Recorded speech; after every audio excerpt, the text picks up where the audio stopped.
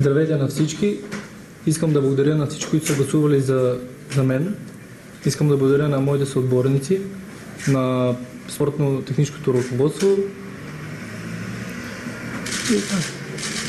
Толя, как се чувстваш в Славия вече? Чувствам се добре. Отбора върви добре, мога да кажа.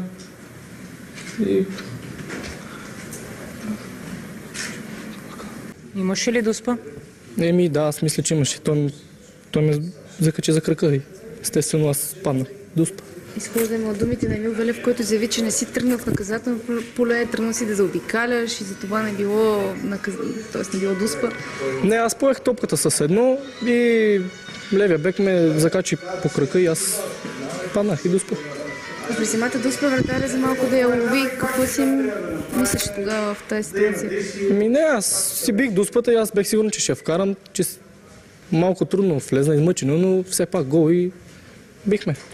Аз мисля, че отиваме за победа, биеме ги, ние сме ЦСКА, по-голям отбор сме, то се видя днес на матча. Биеме.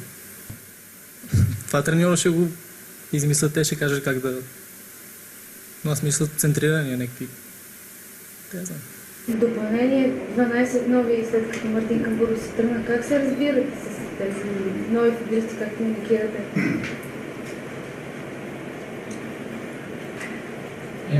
На английски как? От началото на сезона всички футболисти се оплакват от новия формат на първенството, че не го разбират. Ти разбираш ли го?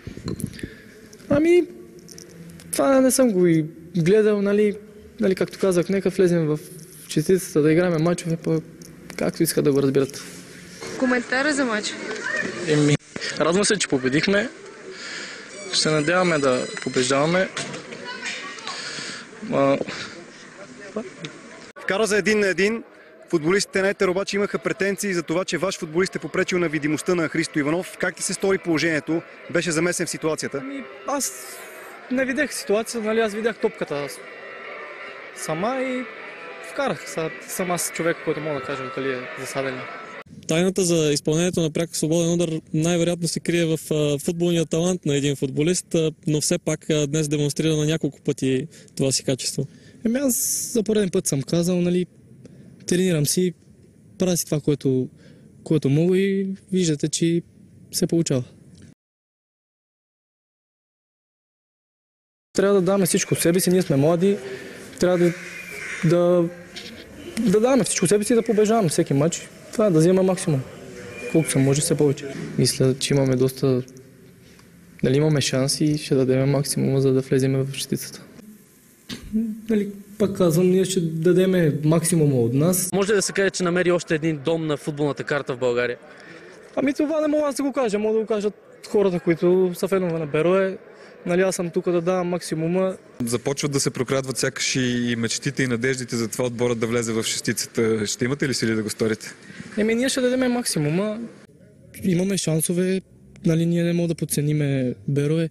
Излизаме, нали, първо гостуваме там и трябва да вземем максимум от мача и ще дадем всичко, за да ги отстраним.